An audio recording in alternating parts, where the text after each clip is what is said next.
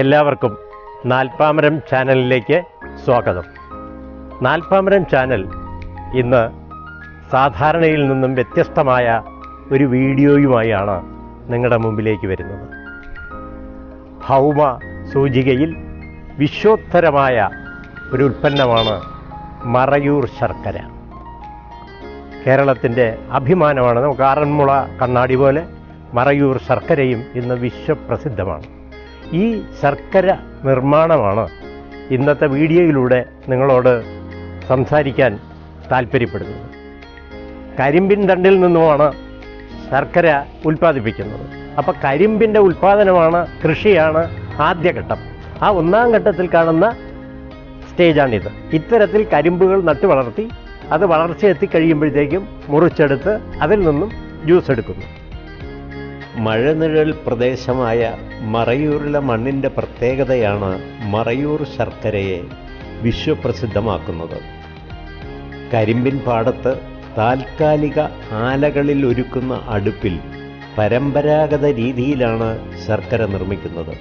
ഫാക്ടറികളിൽ ആധുനിക സംവിധാനങ്ങളിലൂടെ അല്ല ഇവിടെ ശർക്കര നിർമ്മാണം എന്ന കാര്യം ശ്രദ്ധേയമാണ്. 240 കിലോ ശർക്കര നിർമ്മിക്കുന്നതിന് വേണ്ടി 1200 ലിറ്റർ കരിമ്പിൻ ജ്യൂസ് 2.5 മണിക്കൂറോളം തിളപ്പിച്ച ശേഷം കുറുകിയ പരുവത്തിൽ മറ്റൊരു പാത്രത്തിലേക്ക് പകരുന്നു. ഈ ജ്യൂസ് തിളപ്പിക്കുന്ന പാത്രത്തെ കൊപ്ര എന്നും അറിയപ്പെടുന്നു. ഇത് 1 മണിക്കൂറിന് ശേഷം ചൂടോടെ ഉരുട്ടിയെടുക്കുന്നു. ഓരോ ശർക്കര ഉരുളകളിലും പണിയെടുക്കുന്നവരുടെ കൈയടയാളം പതിഞ്ഞിട്ടുണ്ടാകും. ഇതും മറയൂർ ശർക്കരയുടെ മാത്രം പ്രത്യേകതയാണ്. ഉപ്പിൻ്റെ അംശം തീരെ ഇല്ലാത്ത മധുരം കൂടിയ മറയൂർ ശർക്കര യാതൊരുവിധ രാസവസ്തുക്കളും ചേർക്കാതെ തനത് പാരമ്പര്യ രീതിയിലാണ് തയ്യാറാക്കുന്നത്. ഈ കരിമ്പിൻ ജ്യൂസ് തിളപ്പിച്ച് അതൊരു കട്ടിയായ രൂപത്തിലേക്ക്, ഒരു ബി സ്റ്റേജിലേക്ക് എത്തുന്നത് വരെ അനിവാര്യമായ ഒന്നാണ് ഇതിൻ്റെ ഇന്ധനം, ഇതിൻ്റെ തീ.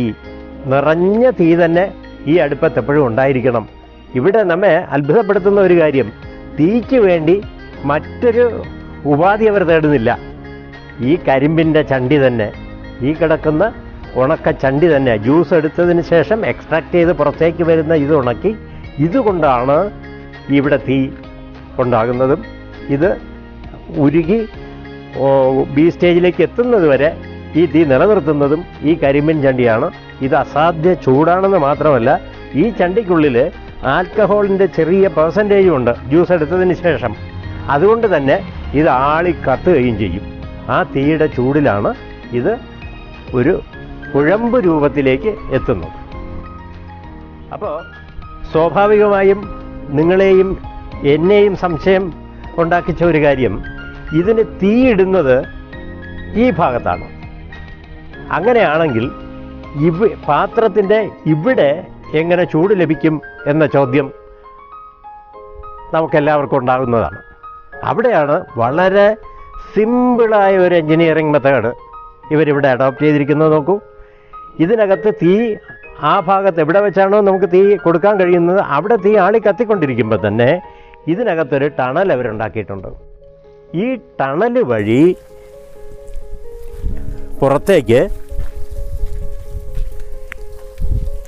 ഇങ്ങനെ ഒരു ടവറും ചെയ്തിട്ടുണ്ട്. ഇതിനകത്ത് പൈപ്പാണ്, ഈ ടണലിൻ്റെ കണ്ടിന്യൂഷനാണിത്. അപ്പോൾ എപ്പോഴും ഹോട്ട് എയർ, ചൂട് വായുവിന് മുകളിലേക്ക് പോകാനുള്ള ഒരു ടെൻഡൻസി ഉണ്ടാകും. അതിനകത്ത് നിൽക്കുന്ന ചൂട് വായു ശക്തമായി ഈ ടണലിലൂടെ മുകളിലേക്ക് പോകും.